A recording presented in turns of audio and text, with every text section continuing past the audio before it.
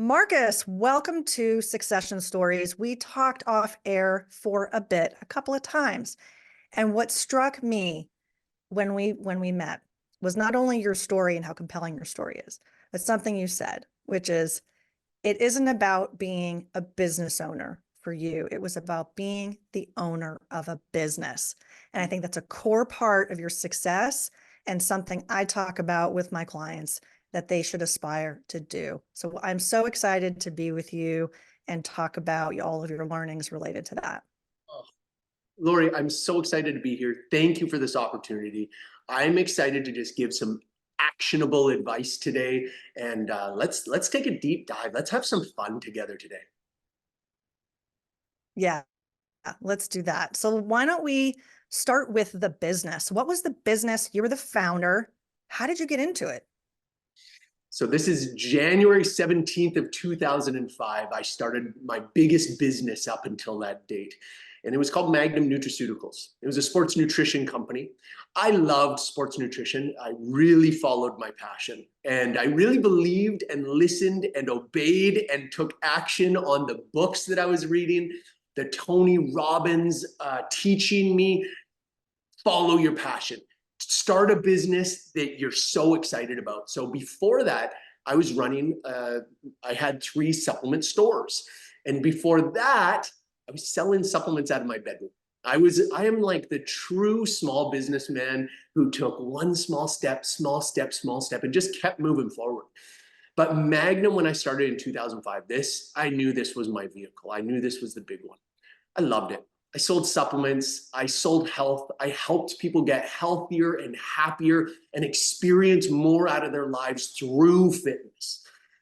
And then 18 and a half years later, I felt called, compelled to move on, to start my next chapter. And in doing that, I got to sell my business. And man, was it an unreal experience. It was so much fun. Now, of course, there's tons of stress. I don't want to pretend like everything was so perfect, Laurie, perfect exit. Of course not. But what excited me about the process, I knew as I was taking every stressful step and losing sleep sometimes, I was saying to myself, this is part of my story. And this moment, every one of these things that I'm going through, everything that I'm learning is going to be to help the next person who's going to sell, who's going to experience this type of stress and these challenges, but might not go through it so well. And I'll be so excited to be on their team, to be in their corner, and to help them through it. Let's rewind just a bit because 18 years is a long period of time.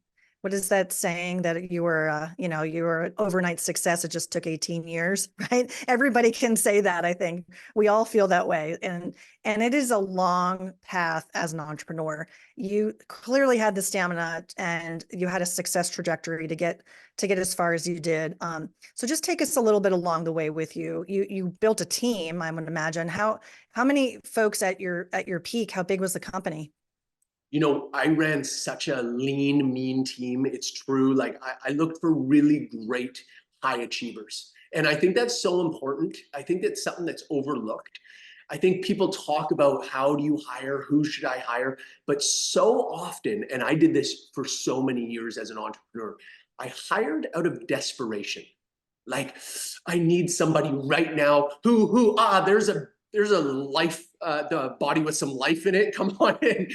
But when I got smart, I started hiring for skill and people who I wanted to be around, who would fit properly. So at our peak, we were around 30 employees.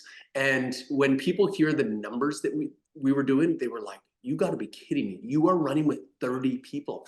And I loved that. I mean, that was a source of pride too. And I always shared that with my team because I knew these people were working their butts off. And I hope they felt like they were being compensated properly and learning the learning that we had to do because everybody was carrying way more weight than they were used to carrying. But yeah, it was a real fast forward through those 18 and a half years, wasn't it? Absolutely. Yeah. So let's just talk a bit about the business model. So you were selling supplements. Was this wholesale, retail, both?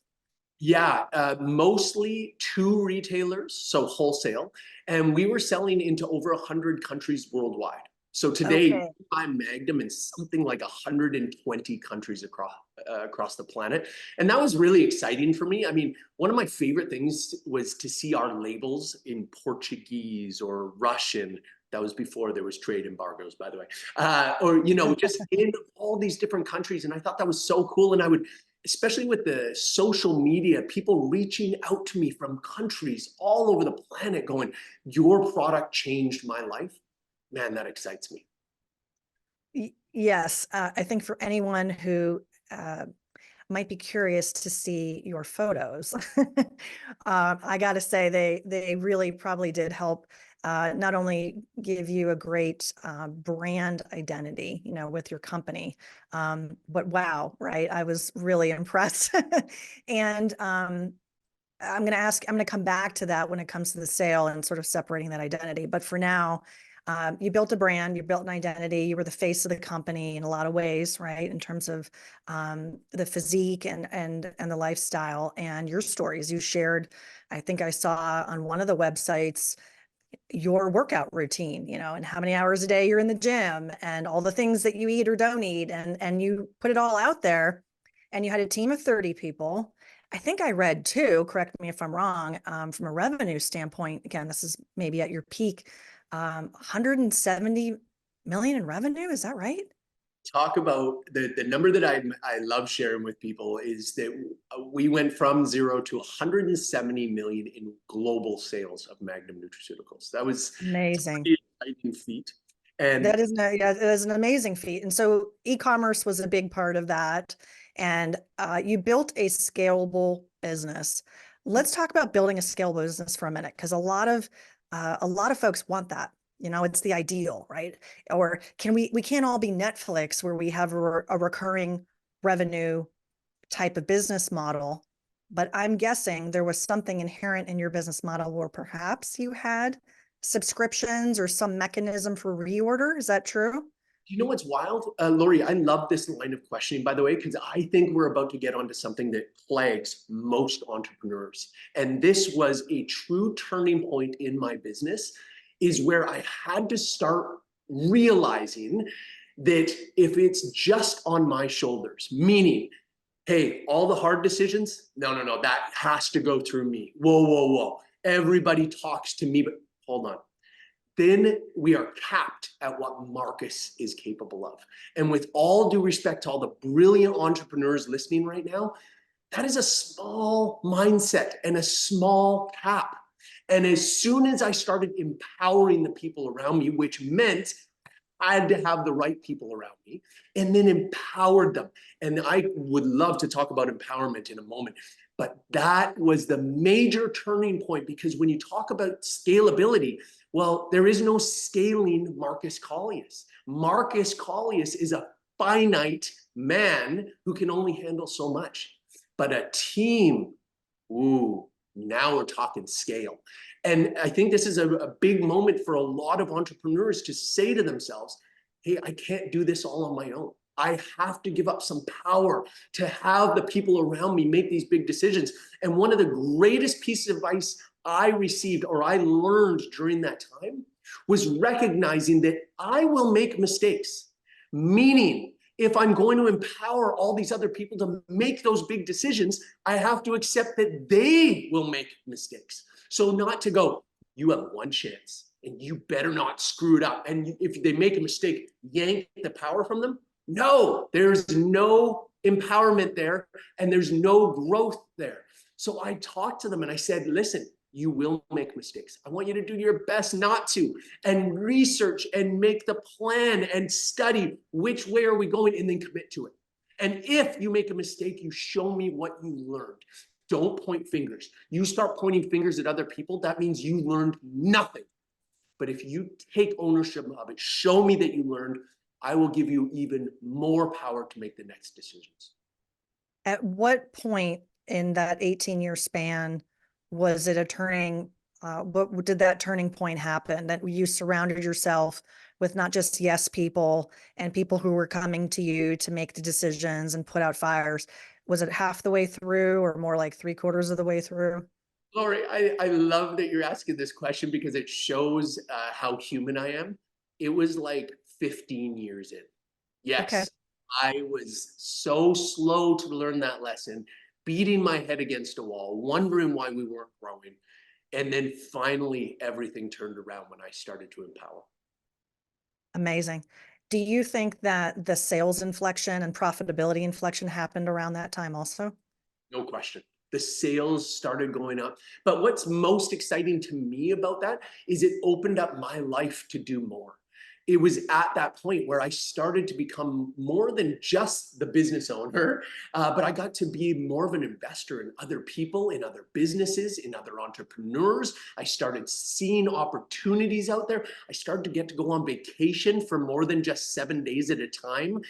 How many entrepreneurs feel that one? Like, what? 7 days max. And my phone's ringing nonstop, and I'm horrified that the building is burning down. Yeah, I went on my first trip for over 3 weeks, and I was like, oh, I'm hooked. Oh, now I'm on the right path. And then ultimately, it led to me having an exit because I felt like, hey, I'm not so necessary here. There is an opportunity for me to take a step all the way back. Yeah, and it's a great point. It's not just taking the time, but it's the quality of the time when you're away from the office that you can truly unplug. I've got a few assessments that I use with clients, and one of them is this business readiness assessment. One of the questions is this question: when was the last time you took a vacation? And when you did take a vacation, did you truly unplug? And it sounds like for you, that was an evolution. That the answer wasn't always, yeah, I did unplug. I'm sure your family appreciated that you were able to focus more time on them and with them and be more present. That's so difficult for many owners to truly separate. And your story is spotlighting exactly how I introduced you. What do you believe is the difference between a business owner and the owner of a business? Oh, so I love this line of questioning. And, this was actually a big question for me that Tony Robbins asked me.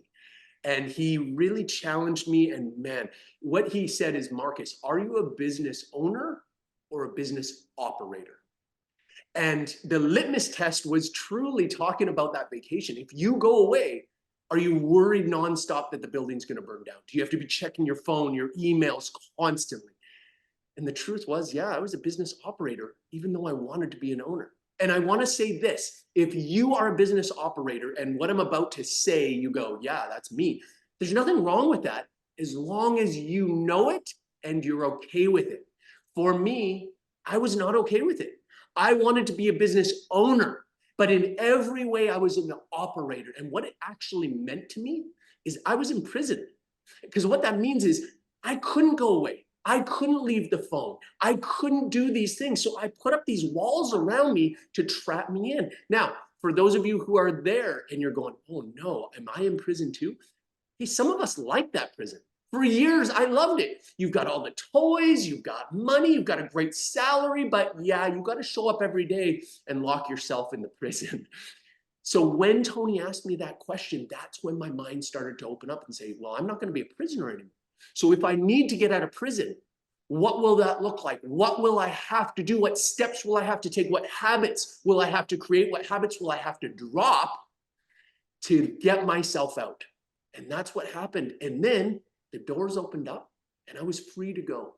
And man, has my life been amazing ever since.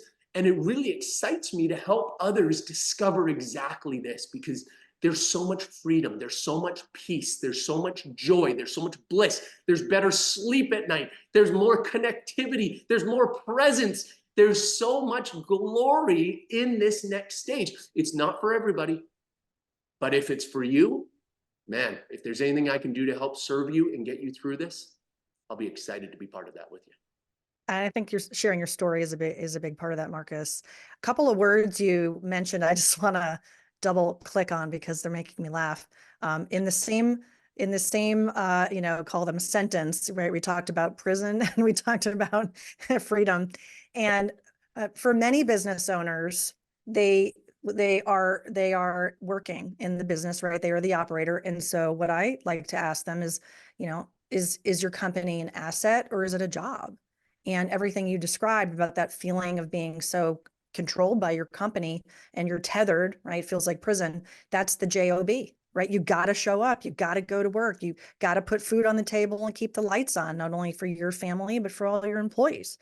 And it's that huge weight on an entrepreneur or owner's shoulders that begins to, sort of feel crushing over time. But when we can be a little more arm's length and we're operating it as an asset, what is it that we want our assets to do? We want our assets to increase in value. So let me ask you this. At the 15-year mark, you've got this team, you're starting to really grow. At what point did you determine what your asset was worth? How did you know?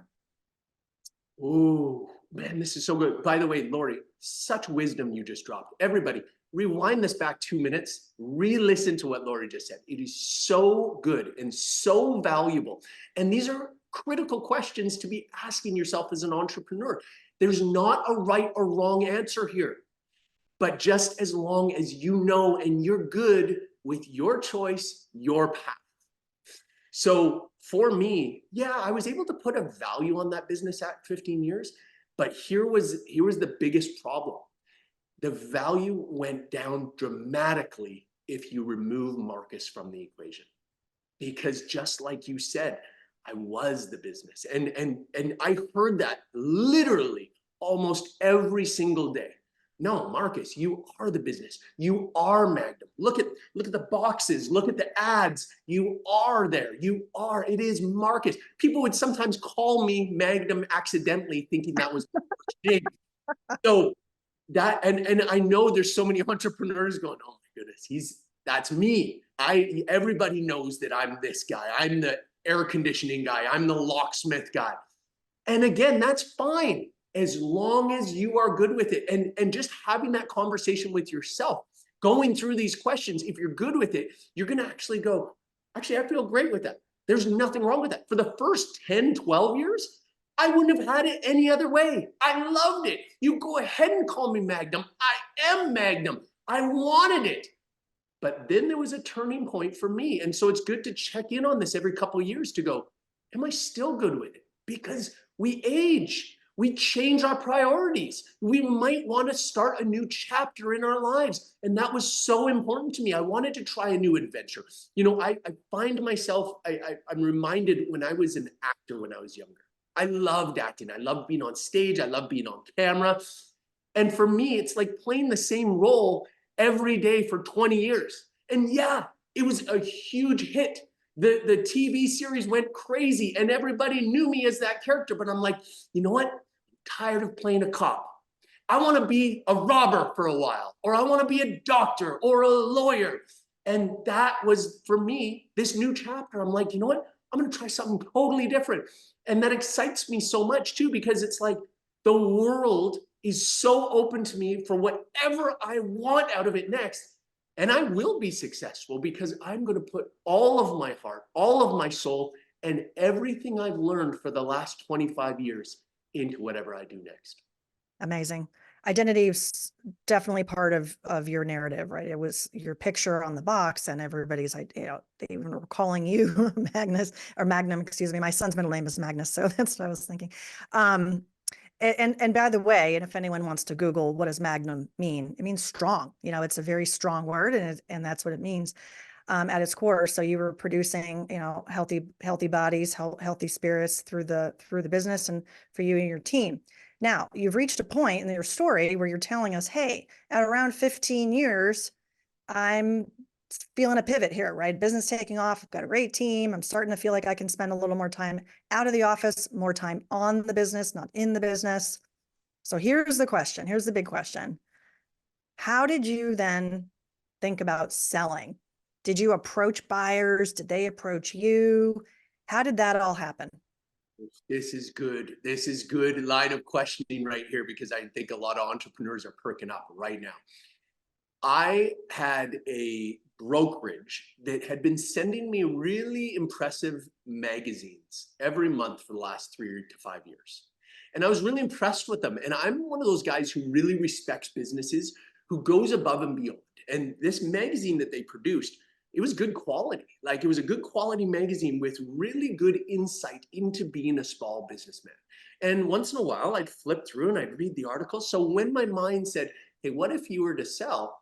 I immediately thought of this company. I was like, I'm just going to reach out to them and find out what they do. And then I had some conversations with their bigwigs, and they were like, we would love to work with you. And what we do is we have a group of buyers, and they had, I don't remember the number, but 6,000 qualified investors and buyers. And I was like, oh, that's awesome. And then they explained to me, here's how it would go. We would do this deep audit into your company. We'd help prepare the books. We'd prepare the company for a sale. Then, and we'd learn from you, who would you want to sell it to? Now, some people are like, I don't care, just get me money. I was different because I'm like, this is my baby. This is my culture. I want this to be my legacy if possible. If God willing, Magnum's going to be around for 2,500 more years. So we had these big conversations, and then they started to whittle down the list, and they're like, we're going to start making introductions. And then I was having these they were like eliminates. They were dates on Zoom with the potential buyers. And what was really cool, I mean, I had a lot of suitors. I actually had quite a few offers. The man who ended up buying it, he stood out for sure. But we had a couple of other offers at the same time. And it just taught me so much about who do I want to sell to. And that in itself was so exciting. How did you think about that? How did you think about best fit? One, I knew I didn't want to just sell to some VC. And with all due respect to the VCs out there, I just felt like they're going to buy it without heart. And Magnum was all heart, was all love. And I knew also for the longevity of the business, I didn't have any confidence in that. You can't go from all heart to like, hey, we're just making business decisions. Like, to me, I saw 2 to 3 years and Magnum's gone if things didn't line up well, which if I was a betting man, I'd go, no, they're not going to line up well.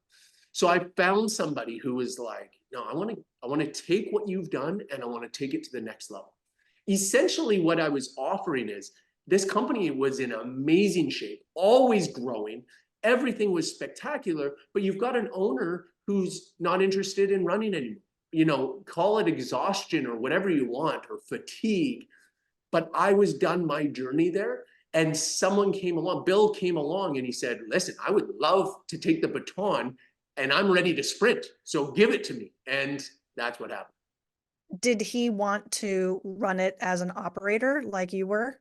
Yes. And he has. So it actually was a year just 2 days ago, or yesterday was 1 year since I sold, and 6 months since I've been hands off.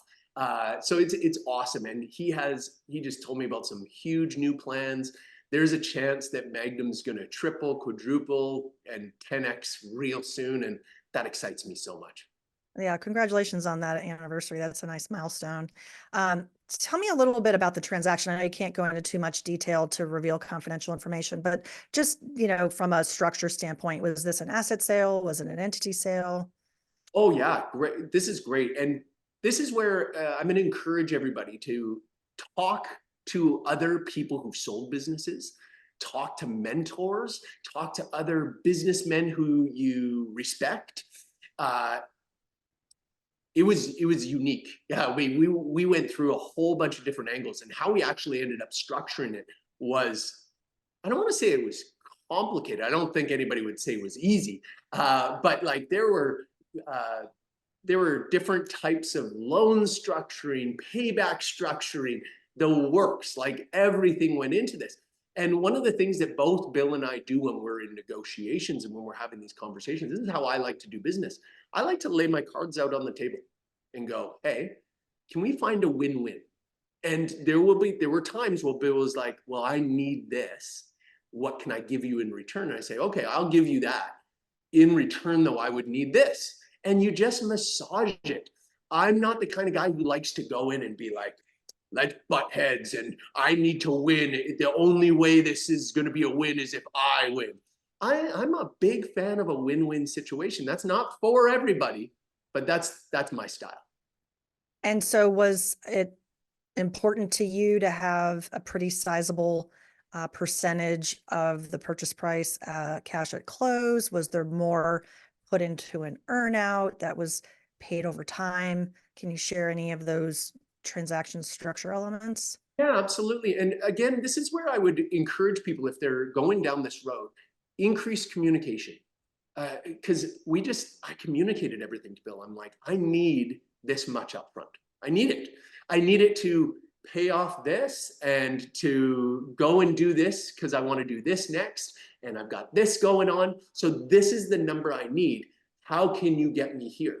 And sometimes it just took some massaging to say, okay, I can get you there, but you need to compromise over here. And then we just had that communication. I think it's really hard for people who are just guarding their cards so tight and it's like, oh, okay. And there's a sneakiness to that. Like I've negotiated with a lot of people with that kind of sneakiness. I just don't have that comfort level. And I always feel, it reminds me of buying cars back in the day where you're like, I know you're screwing me over. I know it. And even if I walk away with the price I'm happy with, I feel like you still screwed me over somehow. So I'm a big fan of just being like, hey, can we put our cards on the table and have a discussion? Well, what was key takeaways I'm hearing from that was, one, you had a sense of what your company was worth. You knew what you needed as from a walkaway number, and you had a number of suitors. So you were in a good position because you're BATNA, right? Your best alternative to a negotiated agreement. You could have walked away and you could have gone to another suitor, hopefully with a as competitive of an offer, or maybe even better. I often hear on this show and from clients and just, the anecdotal data is out there that the winning bidder isn't always the highest bidder. So it sounds like that you found a lot of common ground with Bill.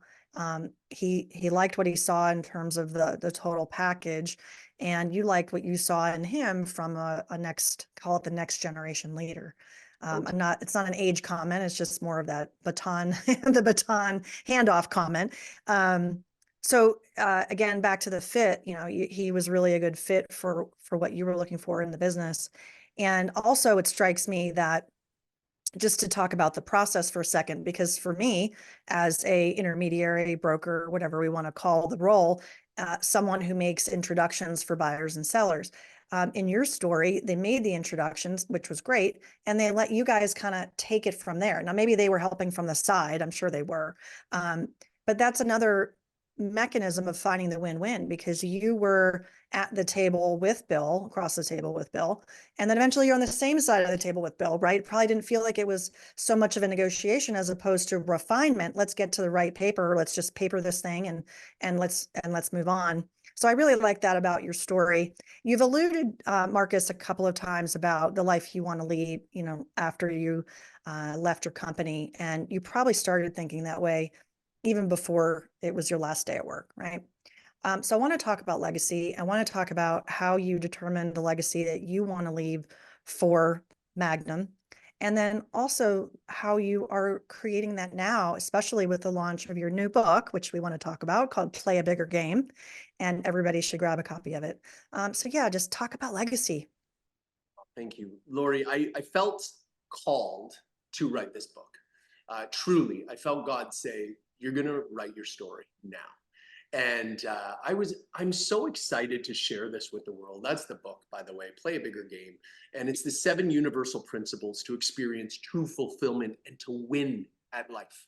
And we didn't talk too much about my backstory, but man, the first 15 years of my life, I couldn't get a single win. I felt so stuck in a crappy life where winning felt impossible. And I know there's so many people listening right now who that resonates with.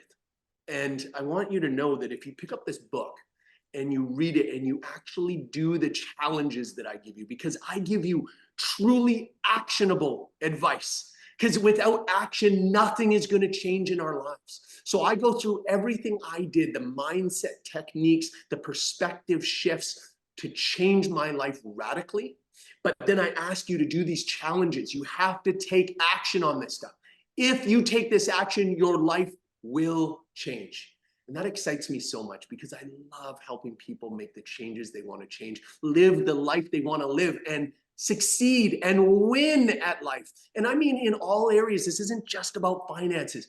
Man, you can have all the finances in the world, but if your health is crumbling, if your relationships are failing, you are not going to feel successful. You will feel the opposite.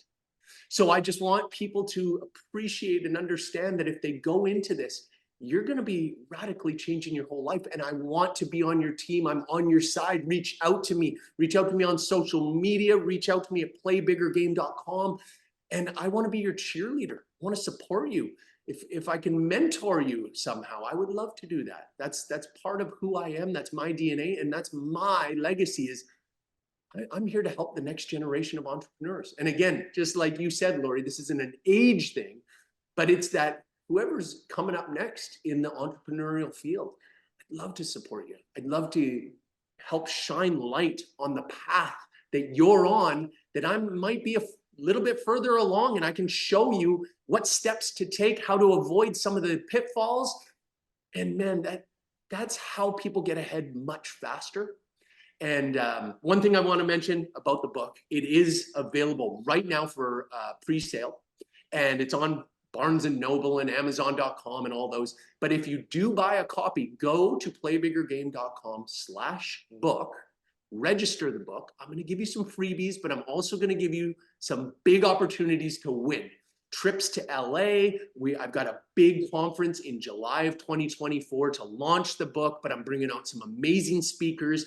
It will be a life-changing day. If that interests you, reach out to me. Let me know. Let me know on social media if you found me here, if there was something that clicked with you. I just want to be in your corner. It's exciting. You've got so much passion around your experience and how you want to share it, and you're creating a whole movement, which I love. It's one of the things that I try to do is help entrepreneurs on their journey, right? Because we know this is hard. You haven't built your business by yourself, and you're certainly not going to transition your business by yourself.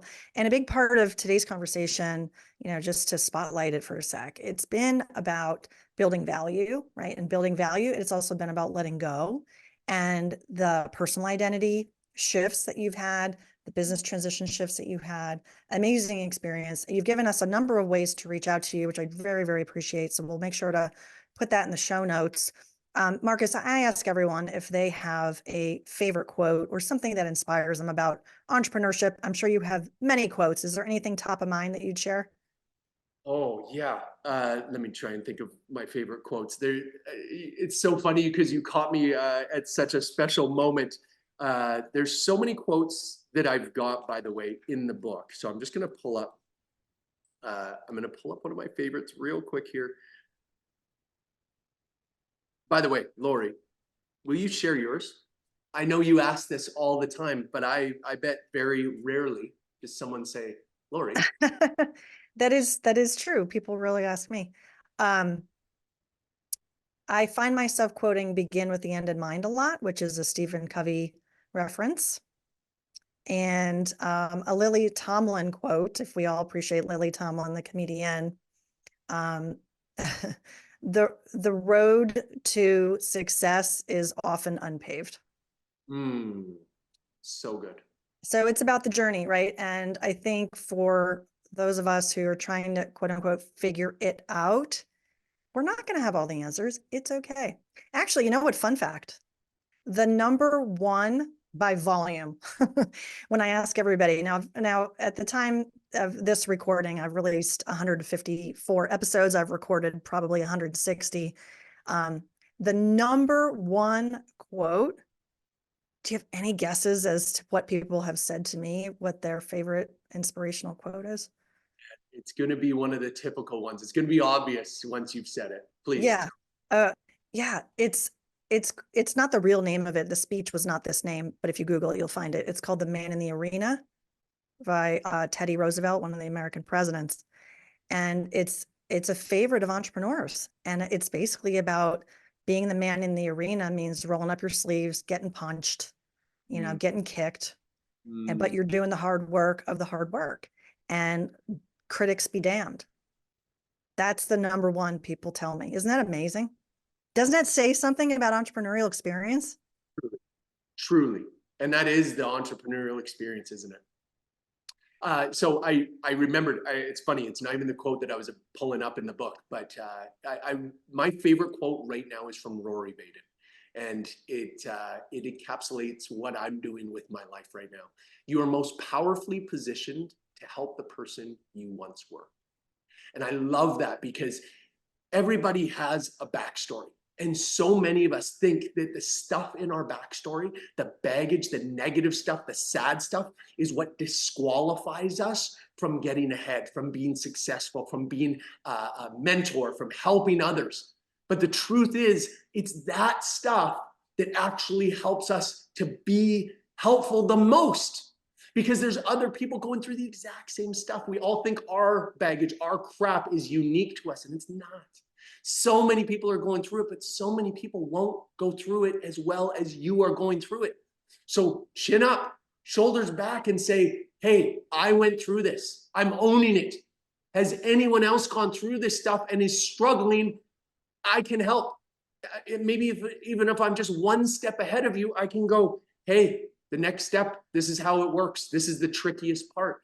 And I love that. And it gives me that strength to own my backstory, own the garbage in my life, to go, there are a lot of people who dealt with the same stuff. And maybe some people dealt with it way better than I did, but I know I love it. I love my backstory because it made me who I am today. Yeah, and you own it, and owning your future in such an exciting way. Markus, we've covered a lot of ground. I want to summarize a little bit.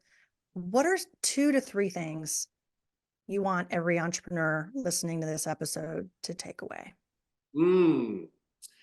Number one is my favorite to always talk about: take action. You know, especially there's entrepreneurs who've been in the entrepreneurial business for a long time. And I know what that's like. Fear gets to creep in. And the fear of loss, the fear of shrinking, the fear of I'm not doing what I should be doing anymore. And that fear will put you on the wrong path. And you have to go back to how you had it when you first started, which was this abundance mindset to go, I can do it. I will do it. I can do better. I can grow more. So if you keep taking action every day, and taking action just means grow a little bit each day. Listen to great podcasts like this one. Read some books. Spend some time with people smarter than you. Have some big conversation. Ask some big questions. Take action. Stop delaying. Start going. Start moving forward. And own your junk. Own your garbage. Be authentically you. It's what makes you authentically you. It's what makes you so valuable to this world. And so many people need you to be you so that you can help them get ahead and get through their crap and recognize that their crap is what makes them awesome. Love it. Love it. Markus, thank you so much for coming on Succession Stories and sharing your succession story. Laurie, you are awesome. Thank you for all that you do. I have no doubt you changed so many people's lives. I'm so grateful for you. One last gift I want to give you is this. Everybody listening, please just take 1 minute. Go give this podcast a 5-star review. It makes a big difference to how many people are going to see it. It makes a big difference to Laurie. Laurie works so hard for us. She puts in so much effort and time and love and passion. The least we can do is just give her 1 minute of our time. Oh, that is amazing. Thank you. Appreciate you. Thank you. Thank you so much. That's awesome. To our listeners, thank you so much for joining us once again on Succession Stories. Be sure to visit us at thebusinesstransition.sherpa.com to sign up for our newsletter. And this is where you get all the goodies for the podcast, my book, and my new course that is launching soon. So tune in next time for more insights from transition to transaction on Succession Stories.